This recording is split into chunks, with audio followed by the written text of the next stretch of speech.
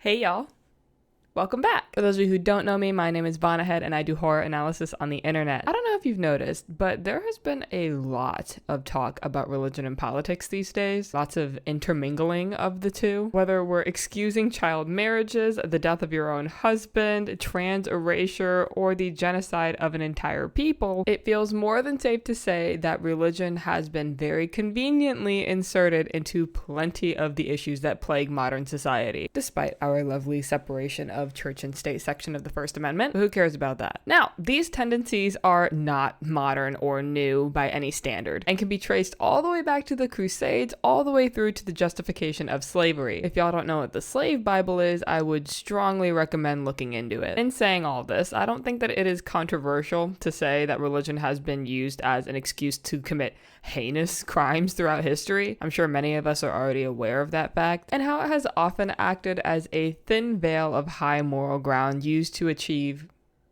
ulterior motives. So, why am I saying all this? One, because I am a professional yapper. You guys know that. But it is also because today we are going to be exploring the horrors behind organized religion. I'm so scared. And how what appears to be genuine spiritual practice on the surface can have a much more sinister and political underbelly. And I'm talking about this because I recently got the urge to revisit a film that I have not seen in a while, actually since it came out. But it felt particularly relevant to today's topic, and it's just something that I want to talk about. That being Adamma Ebo's 2022 monkey paw film, Honk for Jesus, Save Your Soul. Now, I know what you're thinking. This isn't a horror movie, and you do horror movies. First of all, pause.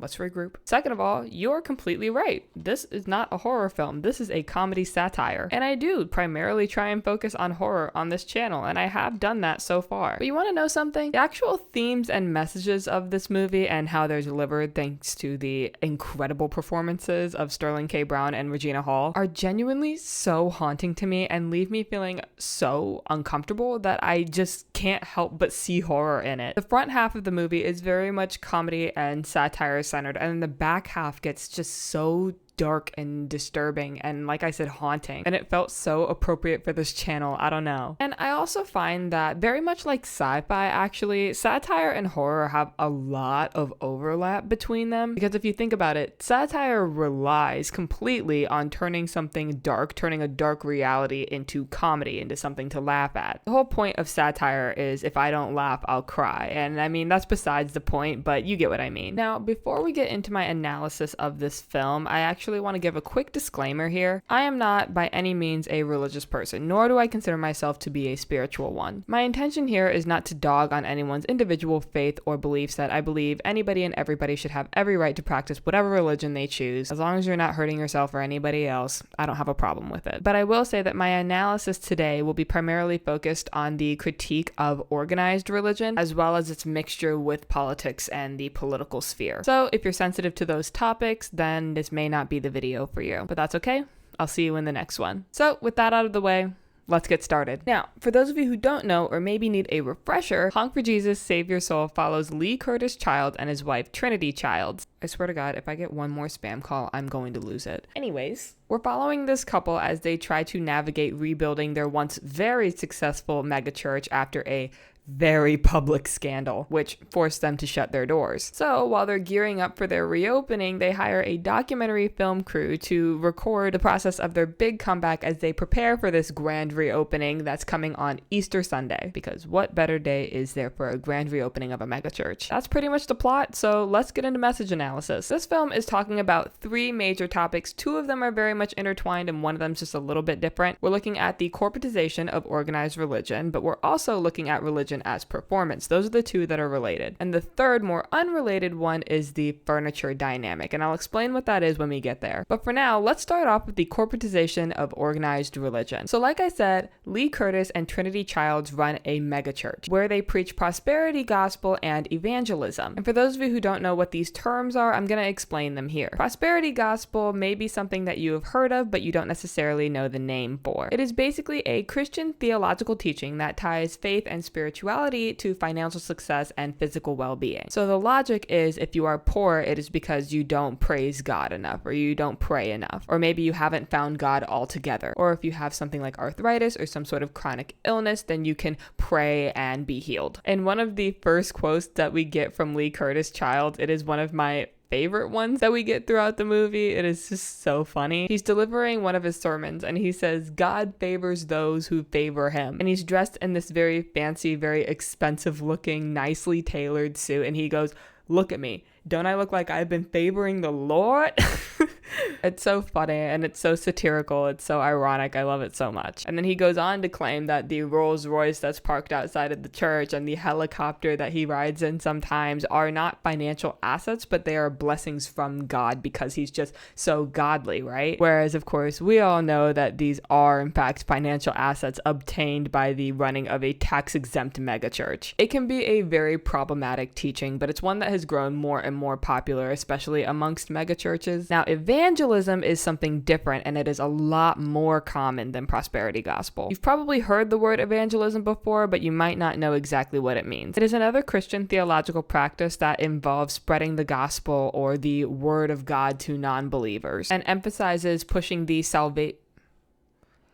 Y'all hear my wrist crack? And emphasizes the pushing of the salvation doctrine, which illustrates the teachings of Jesus Christ as your savior. Pastor Lee Curtis Childs also brings this up multiple times throughout the movie about how he believes that it is his godly mission. It is his purpose on this earth to spread the word of God, to spread the word of the gospel. And he also claims that this is why he should be forgiven for this massive scandal. Evangelism can also lead to very problematic practices within religion because you're effectively trying to force your religion on other people who may not actually believe in that, which can lead to events like the Crusades, or it can lead to heinous acts like forcing Christianity onto slaves. It can get really muddy really quickly. But let's talk a little bit more about the problems with prosperity gospel. Preaching prosperity gospel is a very easy and effective trick to getting struggling people through the doors of your church and donating pretty much immediately. But not only that, it is also a very easy way to start corporatizing, commodifying, and profiting off of your church or off of the word of God by telling often very desperate people that they can improve their circumstances simply by believing more in the good word and financially supporting the church. There is absolutely an exchange happening there. You are giving somebody hope in exchange for their money. You are essentially selling a narrative or an idea that makes somebody feel like there is a brighter future ahead if they just dedicate themselves enough to this religion or to this aspect of themselves that involves spirituality. And so tying one's spiritual faith to how much time and money they're willing to commit to their religion, i.e. going to church, ensures a repeat customer, one that keeps coming back to you for those ideas, for those narratives that make them feel better. And so as you're getting more and more of these customers, you're making more and more money, and therefore you yourself are becoming more and more of an example of your teachings. I've dedicated so much time and money to my church, to the word of God, to the gospel, and I have been rewarded with a blessed life. And so in becoming that example, you are able to lead people to want to follow you, right? So that they have hope, they have a physical, visible example that they too could at one point reach that level of success for themselves, but only if they continue to dedicate themselves to the church and to the religion. And we see this very same thing happening with Lee Curtis and Trinity Childs. They have grown to have a massive church with an indoor fountain and a massive closet filled with all of their very expensive church outfits. It's all designer, and collectively it has to be worth at least $100,000. And it has become a very important part of themselves and their personality and how much they feel that they are blessed because they're just so godly and God has given all of this to them because they're just so great, which causes an ego problem, specifically in Lee Curtis. On top of a massive church with practically an arena inside of it, they've managed to buy a Rolls Royce, a Bugatti, multiple other expensive cars, and an unfathomably large house on a beautiful property with a lavish infinity pool. All of this they are able to blame on their undying faith in the Lord, which means that you can achieve this level of success too, if you're faithful enough. Now, they excuse all of the fancy clothes and the nice cars and the nice house by saying that they're dressing up for God. They're doing this out of faith. They're dressing in designer clothes so that they can be presentable to God in the house of worship. Trinity at one point goes as far as to say God don't like ugly. And she does this to excuse her purchase of a church hat that is well over $2,000. And by doing this, you are involving God in every aspect of your life, including your financial life, especially your financial life, which means that God can also then excuse all of your excessive purchases rather than viewing it as the prime example of honestly 2 of the 7 deadly sins: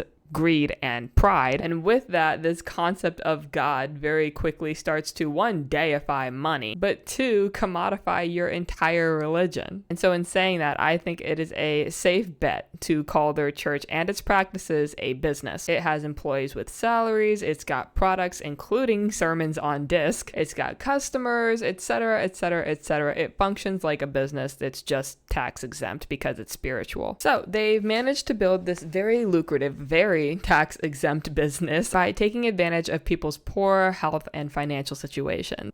Not looking great. But even they, like all businesses, have competition. Now, the child's church, which is called Wander to Greater Paths, or WTGP, yes, had amassed about 25,000 congregants before it was shut down because of this scandal, which left a very convenient and lucrative opening in the prosperity gospel market in this specific county. And who took advantage of that? Keon and Kennedy Sumter. They are an up-and-coming, young, pretty pastor couple that are on their way to becoming the owners of their own megachurch once the WTGP members all needed somewhere to go once the other church was shut down. So in this expansion of their smaller church, now that they have all of these new members, coincidentally enough, they decide to have their grand opening of their expansion also on Easter Sunday. So worried that the Sumters are going to steal all of their members and therefore all of their money, all of their customers, the Childs end up confronting the Sumters and telling them that they need to move their opening day because they cannot open on the same day. To which the Sumters obviously refuse. Why would they do that? They're the ones with the upper hand. They're not dealing with a scandal. They're not dealing with the loss of members. They're completely brand new. They're a fresh start. And so in a hastened business decision, the Childs decide that they are going to move their opening day to 2 Sundays before Easter, only to later find out that when the day comes, the Sumters also moved their day up earlier, which stole any potential returning members of WTGP. So we're definitely seeing this battle between these 2 different businesses, or churches, if you want to think about it that way. And so when you take away all of this talk about God, we can see that these are all very much business moves. We're selling products, we're earning profit, we're fighting off and meeting with competitors, we have press mitigation after controversies, and we even see them getting involved with politics, very similar to businesses. The church has donated enough money to pay off the entire debt of the county. On top of that, they have allowed the governor and the mayor to host fundraisers at their megachurch. And on top of that, they have opened the largest community learning center in the county in order to bring quality education to underserved communities, is what the news article said. Now,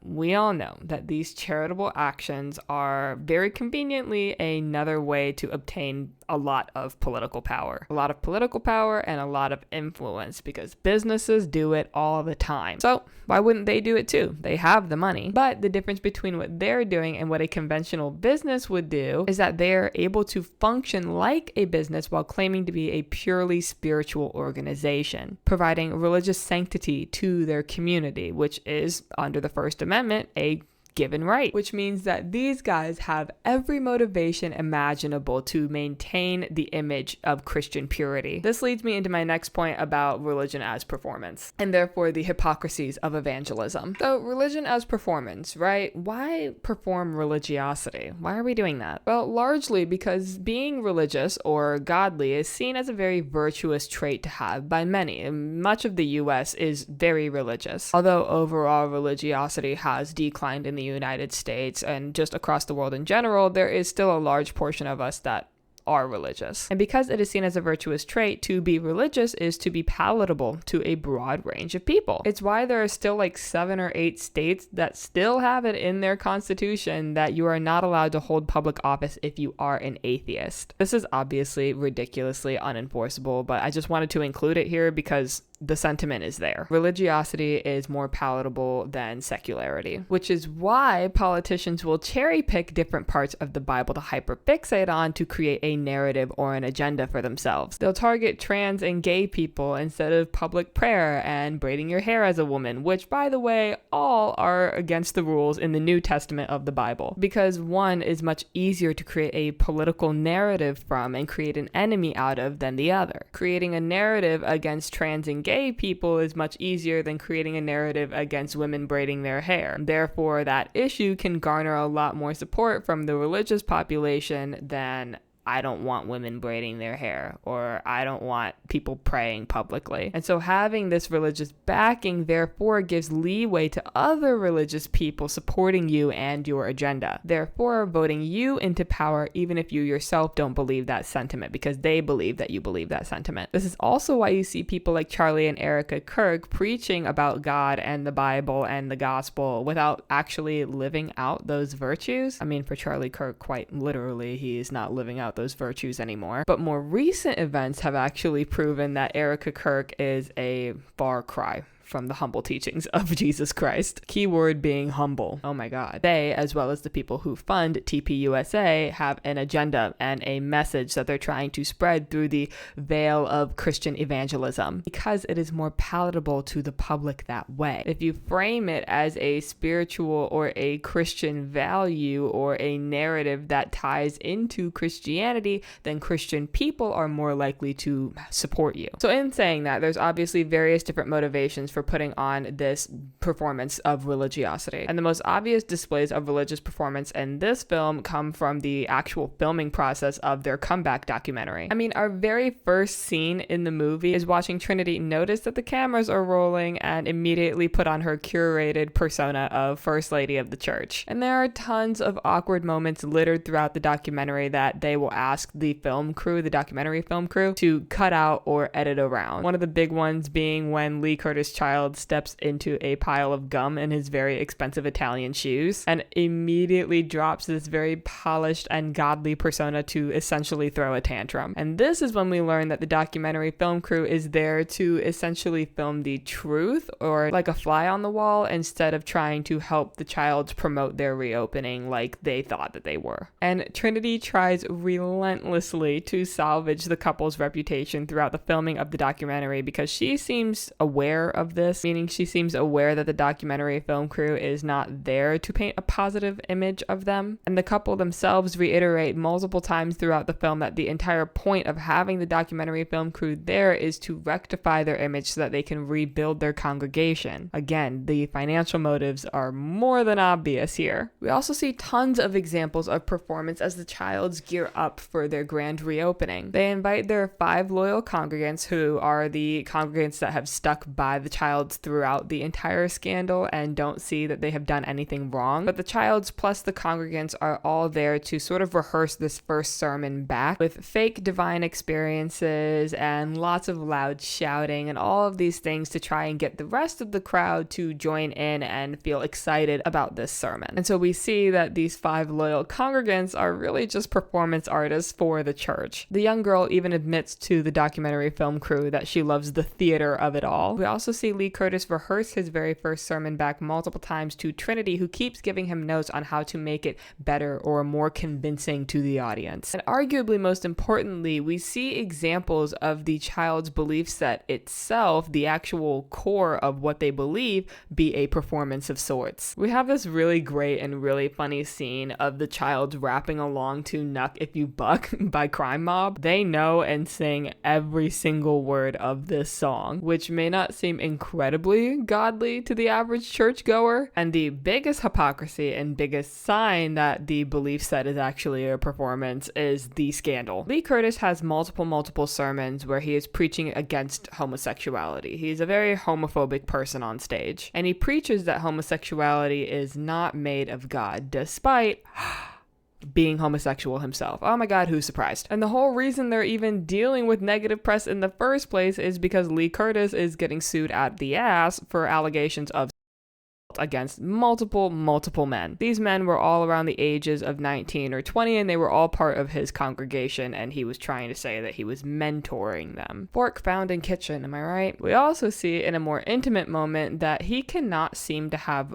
regular, meaning vaginal sex with Trinity. He always has to go in the back door, or they always have to be doing something else. He's very clearly a gay man. He's not bisexual in any sense of the word, which obviously leaves Trinity very unsatisfied in their sex life. Pastor Lee Curtis even tries to hit on the documentary film crew's 26-year-old sound guy after this has already become such a huge problem in his career. He invites the sound guy into the basketball court that they have at this megachurch for whatever reason, and continuously brings up how young he is and how they could hire him at the church and everything like that. And the sound guy kind of knows what's going on, and so he rejects him and says that he has a boyfriend, which leaves Trinity to reel in her husband and remind him that he can't keep doing this if he doesn't want to be sued again. Which brings us into our final topic, the furniture dynamic, where a woman's role is to support her man.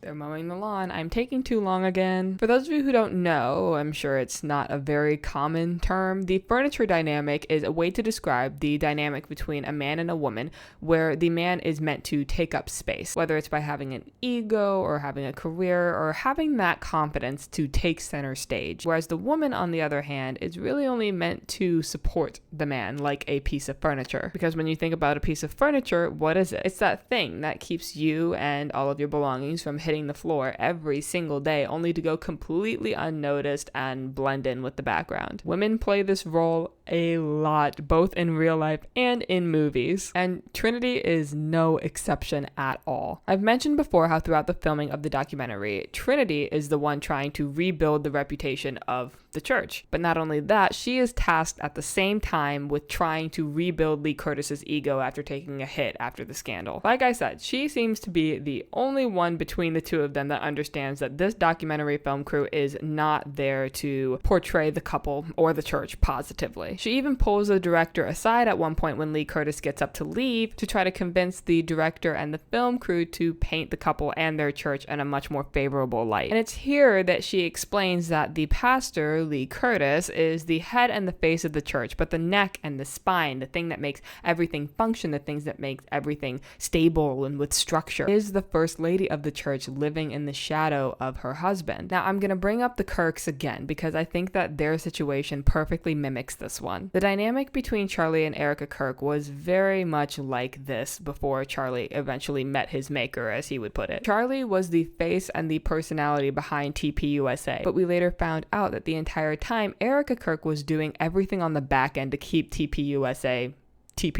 She's signing checks, she's organizing events, she's negotiating contracts. This was part of the reason why it was so easy for her to take over TPUSA the second that Charlie died. And from an economic standpoint, there is functionally no difference between something like TPUSA and something like a megachurch. The point of them both is to sell ideas and narratives that prop up an agenda by using performative religiosity as a framing to reel in that audience. The only difference being that one is tax exempt, one is not. And so we see here, as well as between the child, Trinity does so much unacknowledged work for Lee Curtis. She's the one that deals with the angry and disapproving public away from Lee Curtis, who is mostly dealing with the more supportive side of the public, the former members that still support him. She's also forced to tiptoe around his tantrums and his frustrations while she is expected to maintain composure. She has to be the one that maintains composure. Somebody has to between the two of them. It's like watching a mother parent a child, and it gets excused by this whole boys will be boys thing. She even humiliates herself for him and the church by dressing and performing as a praise mime on the side of the road in heels and her church outfit, holding a Honk for Jesus Savior soul sign in order to promote the reopening of their church. And Lee Curtis doesn't have to do this. Why? Because Lee Curtis doesn't want to do this. She's the one that has to do it. She does practically everything to boost this man's ego while also doing everything everything on the back end of the church to make sure that his brash, arrogant, and stupid self doesn't undo all of the work that she does to maintain this man's image. It's like trying to keep a smaller ball from rolling off of a bigger ball. You're constantly having to move it and create new boundaries for it. Even the woman who owns the store that Trinity frequents to buy all of her church hats really seems to pity her. In a confessional off to the side for the documentary, this woman says, "Men will chew you up, they'll spit you out, and then curse you for not giving them enough nutrients." It's such an interesting and important little bit of commentary that I think they're making here to really give us a little bit of insight into how Trinity is feeling in this relationship. And even after struggling with all of these feelings of being unappreciated and putting so much work into a relationship that she is getting nothing out of, maybe aside from financial comfort, Trinity tries to confide in her mom because she doesn't feel like she can stay in this unhappy of a marriage for her entire life. But even her mom just responds by saying that she needs to turn to the Bible, which is basically just another way of saying, suck it up, it's what I had to do. And even she admits that she was turning to the Bible up until her husband died. And Trinity, in this moment, we see how she wants so badly for this whole good Christian woman act to just drop. She wants real advice. She wants to actually confide in somebody. What should I do? I can't just keep turning to the Bible. I'm so unhappy. And we see even clearer here how she herself doesn't even believe in any of this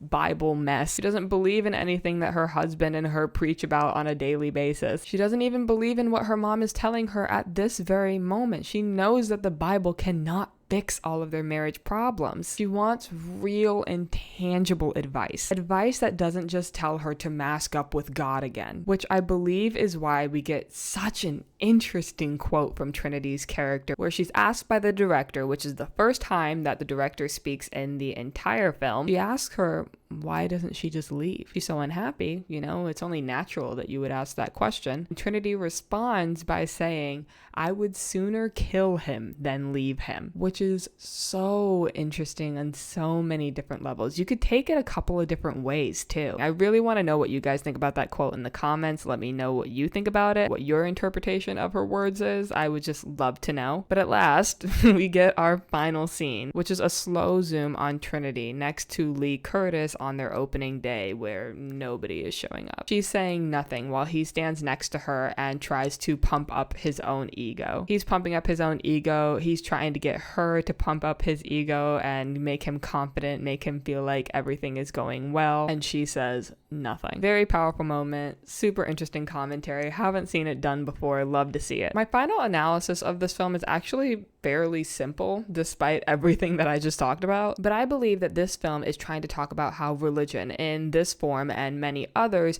is a business cosplaying as spiritual guidance. I'm going to say that again. Religion is a business cosplaying as spiritual guidance. It is a mask that the faithful woman standing beside the face of the gospel must uphold. This film definitely views men as having fragile egos and being brash and being stupid, and it is up to women to sort of reel that in as if they're mothers parenting children. This film also understands that the business of religion knows that it is hypocritical. They know that they are a business. They know that those are the main motivators, but they don't care because they don't actually care about the gospel. They don't actually care about the Bible. They care about the money. And so to get that money, they are willing to perform and act and manipulate you however they can. And that is what makes organized religion so horrific and so terrifying and so dark. But that's just if you think about it that way. Anyways, y'all, that's pretty much all I have on Honk for Jesus, Save Your Soul. I know that this was not a horror movie, but I had a lot of fun sort of dissecting it and seeing what it was all talking about. I felt like it fit in with this channel very well, but don't worry, we'll be getting right back into horror next week. But regardless, I really hope that you enjoyed this video. And if you did like this video, then I would consider leaving a like or even subscribing if you want to see more content like this. That's just me, I don't know. But anyways, yes, I hope you have a beautiful rest of your day, and I will see you guys in the next video. Anyways, see y'all. Bye.